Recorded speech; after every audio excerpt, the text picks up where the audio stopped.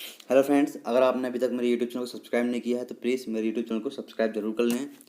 तो आज हम बात करने वाले हैं origin and evolution of fishes के बारे में। तो यहाँ पे सिनॉप्सिस है: introduction, origin, evolution of fishes, placoderms, evolution of fish, cartilaginous fishes and evolution of bony fishes and reference. तो हम यहाँ पे इंट्रोडक्शन की यहाँ पे बात करते हैं। तो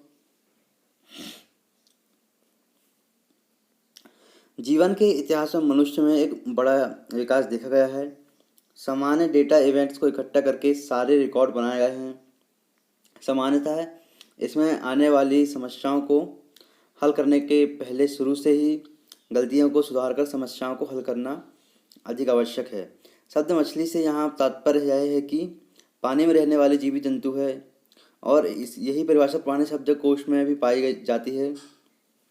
पुराने वैज्ञानिकों के शोध के अनुसार मछलियों के पुरातत्व का अध्ययन किया गया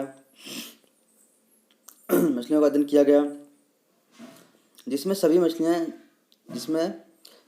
मछलियां जैसे whales, seals, oysters, cuttlefish, starfish, jellyfish तथा अन्य जंतु प्रजातियों एक दूसरे से भिन्न होती हैं और उनके लक्षणों का अध्ययन किया जाता है। तो हम बात करें सेकंड जो टॉपिक है वो ओरिजिन। तो जातिगत संबंध और विकासी चरण से प्राप्त परिणामों से कुछ अनुकूलित ऑर्डर बनाए गए हैं। इनमें सबसे पहला जो है वो है अवशेषी कशेरुकी का जीवाश्म ढूंढकर कशेरुकी का जीवाश्म ढूंढकर रिकॉर्ड किया गया है, जो यह इंगित करता है कि स्केल्स जो होते हैं के द्वारा डोविशन जो होते हैं पीरियड में फ्रेश सेगमेंट्स कोलोवाल्स में पाए जाते हैं। ये फ्रेगमेंट्री बने हुए होते हैं। प्रकृति में एक भी ऐसा तथ्य नहीं मिला, अतः इन्हें अध्ययन करने के लिए संरक्षित करके रखा गया था। जेमाइस्टिस तथा थियोडस ने, जो कि सिल्यूरिन के इंग्लैंड में पाए जाने वाले अर्लिस्ट कॉर्डेस्ट थे, इनके शरीर पर वी शेप्ड मायोटोमस और कंटिन्यूअस मीडियन तथा लेटरल फिन फोल्ड्स पाए जाते थे। और इसके अतिरिक्त इसमें जो है कैरिनेट्स जो थे फॉसिल जो थे संभवतः जोमेटियस के एंसेट्रोस में कुछ फ्रेगमेंट जीवाश्म हैं। इनको फिश को जो होता है ऑस्ट्रोकोडर्म्स श्रेणी में रखा गया है और नाम दिया, जो कि ऑर्डोविशियन एज के थे और जबड़ा विहीन मछली जैसे कि कशोरी की लगभग 400 मिलियन वर्ष पूर्ण हो चुके हैं। तीसरे नंबर की हम बात करें, तीसरे टॉपिक की, तो वो है एवोल्यूशन ऑफ फिशेज की हम बात करें यहाँ पे। तो इतिहास में एक सबसे बड़ा विकास जबड़े की उपस्थिति को माना गया है। इस विकास का महत्व विस्तृत रूप से वैज्ञानिकों के द्वारा बताया गया है। जबड़ा विहीन कशेरुकी में जीवन के विभिन्न स्तर को सहन करने की क्षमता नहीं थी। ये ओस्ट्राकोडर्म के द्वारा संभव हुआ, जो कि सिल्यूरियन या डेवोनियन समय के साथ बदलकर वर्चुअली इवोल्यूशनरी पॉसिबिलिटीज को उजागर करता है। इन जंतुओं में इकोलॉजिकल नीच खुले रहते हैं। ये जबड़ा विहीन कशेरुकियों दो भागों में हम बांटते हैं। पहला है ओस्ट्राकोडर्म्स। यहाँ पे जो होता है jawless arm around ostracoderm late Silurian या डिवोनियन काल में पाए जाते थे। ये सभी साइक्लोस्ट्रम्स से भी संबंधित थे, क्योंकि इनके जो मस्तिष्क का और रक्तवाहिनी की संरचना समान रूप से मिलती जुलती थी। वह ऑस्ट्राकोडर्म्स से लंबाई में कुछ बड़े होते थे। ये फुट से कुछ इंच बड़े होते थे और डर्मल बोनी प्लेट्स के द्वारा सुरक्षित रहते थे। यह बॉडी प्लेट्स रक्षा प्रणाली का काम करती है। स्कॉर्पियन और यूरेप्टेरिड्स और जो थे सिल्यूरियन एज के थे जो, तो वो अपना बचाव रखती थी। इन फॉसिल्स रिकॉर्ड्स में हम सब ने जो है पुराने सबसे प्राचीन जीवाश्म कशेरुकी देख सकते हैं, जो एडोविशियन और सिल्यूरियन के ऑस्ट्राकोडर्म्स कहते हैं, जो कि सिफेलोसिप्ड स्पिट है, और इनमें स्ट्रिकिंगली फिश लाइक अपीयरेंस दिखता है। तो धड़ और पूंछ अधिकतर मनुष्य जैसे होते हैं। यहाँ पे हम दूसरा हम की बात करें तो साइक्लोस्टोम्स। तो साइक्लोस्टोम्स होते हैं एक जीवित पादविहीन कशेरुकी कहलाते हैं। इसके दो सब क्लास जो एक दूसरे से क्लोजली संबंधित नहीं है, परंतु एक भ्रम संदेह लेस एंड है, जो दो लाइन विकास से पहले दो विभिन्न ऑर्डर में बांटा गया है, जो ऑस्ट्राकोडर्म्स कहलाते हैं। और साइक्लोस्टोम्स एक प्राचीन तैराक कशेरुकी है। एक सामान्य विचार से साइक्लोटोम्स जो थे को मत्स्य के अंतर्गत रखा गया है, क्योंकि ये गिल्स के द्वारा श्वसन करती हैं, इसलिए साइक्लोस्टोम्स को ट्रू फिश के उद्गम के लिए उत्तरदायी मानते हैं। स्टेंसिस के अनुसार साइक्लोस्टोम्स को ऑस्ट्रोकोडर्म्स के अंतर्गत वर्णित किया गया है, जो कि कार्टिलेज में बोन रिप्लेस होकर हुआ है। यहाँ पे सेवरस्टोर के अनुसार साइक्लोस्टोम और ऑस्ट्रोडर्म्स में एक ही कॉमन एंसेस्टोर है। इसमें जो कोई शंका नहीं है, क्योंकि जीवित साइक्लोस्टोम जो होते हैं वो ऑस्ट्राकोडर्म्स के जीवाश्म से कई समानताएं रखते हैं। चौथा नंबर का जो टॉपिक है वो दोस्तों प्लेकोडर्म्स। यह पुरातत्व जबड़ा मछलियों के एगेंथा ग्रुप में आती है, जिसमें माउथ पोस्टेरियरली बढ़ता है और फर्स्ट विसेरल जो होता है वह आर्च होता है, वो प्रिमिटिव होता है जाओ, और यहाँ पे कवर्ड करता है। और प्लेकोडर्म्स पहले के ग्रेथोस्टोम्स होते थे जो अपर सिल्यूरियन पीरियड में आते हैं, और यहाँ पे एक्नोथोडियंस पहले प्लेकोडर्म्स होते थे जो कि अब सार्क में सुपरफिशियली मिलते हैं। स्पिन्स सभी पंख में सहायता करती है, सिर्फ कुछ पंख को छोड़कर, जो कि हेट्रोकार्सेरियल जो होते हैं कहलाती हैं, और इनको बॉडी फ्लैट बोनी स्केल्स के द्वारा कवर्ड रहती है, जो कि बोनी प्लेट्स का निर्माण नहीं करती, जो प्लेकोडर्मी में उपस्थित होते हैं, और मछलियों में तभी सभी लक्षणों का मिश्रण पाया जाता है, जो कि आगे चलकर बोनी फिश के विकास में सहायक होते थे। ये मछलियाँ जो होती हैं वो होती हैं कोकसेटाई और पेट्री के जो के ऑर्डर में आते हैं, जो कि हेड और दूसरे बोनी पार्ट्स को एंटीरियर भाग में बॉडी सील्स से कवर्ड रहता है।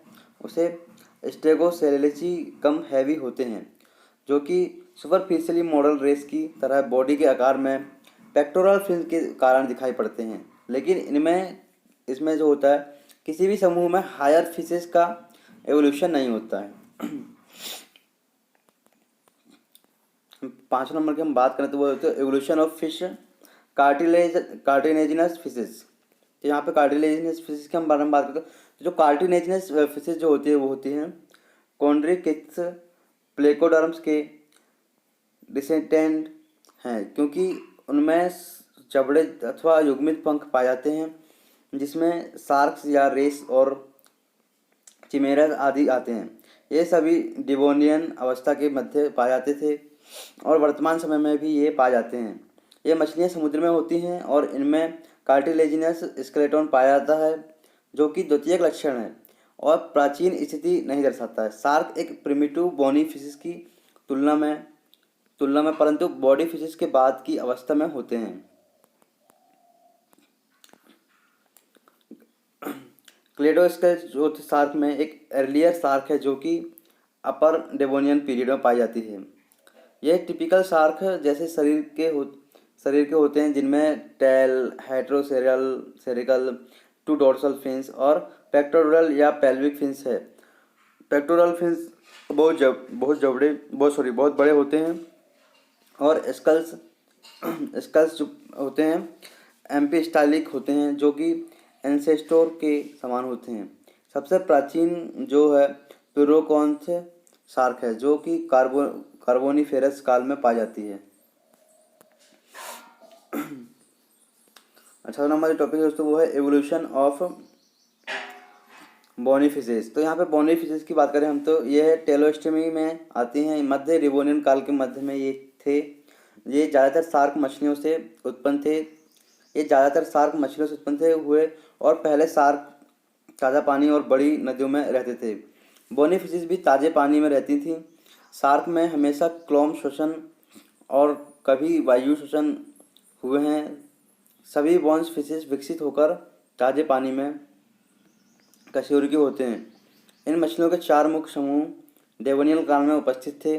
कुछ वैज्ञानिक बोनी फिशेस का उद्गम जो है वो है ओल्डोविशियन पीरियड में 400 मिलियन वर्ष पूर्व मानते हैं। पहला है डिप्नोई। यहाँ पर हम डिप्नोई की बात करते हैं। डिप्नोई मध्य डेवोनियन काल के मध्य उत्पन्न हुए हैं। कुछ प्राचीन क्रॉसपोर्टिंग से उत्पन्न हुए हैं। शुरू के विशिष्ट समूह टेम्पररी वाटर में अधिक अनुकूलित थे, लेकिन कुछ मछलियाँ बची रहती हैं। इनमें से कुछ मछलियाँ जो हैं एक्सटिंक्ट हो गई हैं और कुछ आइसोप्लेटेड क्षेत्र में रहकर जीवित रहती हैं। एरलिस्ट लंग्स फिशेस में डिप्टेरन्स एक टिपिकल उदाहरण है। इसकी बॉडी फ्यूसीफॉर्म होती है। इंटरनल नोस्ट्रिल और हेटेरोसेरल टेल उपस्थित होती है। बीच की हम बात करें तो लोब्ड लंग्स फिशेस की हम बात करते हैं यहाँ पे। तो कुछ मछलियाँ मध्य डिवोनियन अवस्था में और कुछ कार्बोनिफेरस के में जो है समाप्त हो गई थी और कुछ मेसोजोइक काल में पाए गए। ये मछलियाँ जो होती हैं दूर नदी में, इनलैंड स्वाम्स और तालाब में पाई जाती हैं। ये बदलाव में मौसमी होते हैं और जो भोजन के कारण होते हैं। ये जीनस ऑस्टियोलेपिस के द्वारा रिप्रेजेंट होते हैं, जो कि डिप्टेरस के अंत से संबंधित हैं तथा इनके शेप्स फ्यूजीफॉर्म हैं, जिनमें हेटेरोसेरल टेल लोब्ड आर्कियोपेट्रिजियल फिन्स में अधिक कम्बोइड स्केल्स होते हैं और स्कल्स जो हैं वो है ओसिफाइड और इंटरनल नोस्ट्रिल अवस्थित होते हैं। इसमें कोई संदेह नहीं है कि इसमें कोई डिप्टेरस के कॉमन एंसेस्टर हैं। इसलिए डिप्नोई और क्रॉसपिटेगल के सदस्य कॉमन एंसेस्ट्रल स्टॉक में जो है उत्पन्न हुई हैं। सी की हम बात करें तो है एक्टिनोपेट्रिजी। प्रथम एक्टिनोप्रेजियल ऑर्डर जो है प्लेओनेसी आइडिया जो है में आता है, जिसे अधिक रोम्बोइक स्केल्स पाए जाते हैं, जो उनका विशिष्ट लक्षण है। ये मध्य डेवोनियन काल मध्य में और प्रिमिटिव ऑस्टियोकेथिस भी है, लेकिन सबसे पहले जो लोब्ड फिन्स या लंग फिश में जो कम थे, ये शुरू में रेस फिन फिशेस बहुलता में पाई जाती थी, तो समान मछलियाँ कहलाती हैं। प्राचीनतम सफलता सर्वाइवर जो है जिनके एंसेस्टर रे फिन्ड फिन्स हैं, ये मछलियाँ छोटे आकार की और हेट्रोसेरल टेल वाली जो वर्टिब्रेट कहलाते हैं। इनमें केटेनॉइड स्केल जो और वो पेल्विक फिन्स होते हैं जो एंटेरियो साइड में बढ़ते हैं, और डी नंबर का जो दोस्तों वो है ब्रांकियोपेट्रिजी। ये 2 सर्वाइविंग जेनेरा में आते हैं दोस्तों, पॉलीपेट्रस और कोलोमिथेट्स के द्वारा प्रदर्शित होते हैं। ये प्लेकोनिसोकॉइड्स आयन वृत्ति क्षेत्र में पाए जाते हैं, से विकसित होते हैं दोस्तों, और ये अफ्रीकन नदियों में आयन वृत्ति क्षेत्र में पाए जाते हैं। ये जीवाश्म हैं और इनमें विशेष या प्राचीन दोनों लक्षण पाए जाते हैं। ये अधिकतर ऑर्डर एक क्लासिफाइड है, परंतु इसमें कुछ लक्षण क्रॉसपेट्रिकल जेल से मिलते हैं और ये टिपिकल एक्टिनोपेट्रिजी से भिन्नता रखते हैं।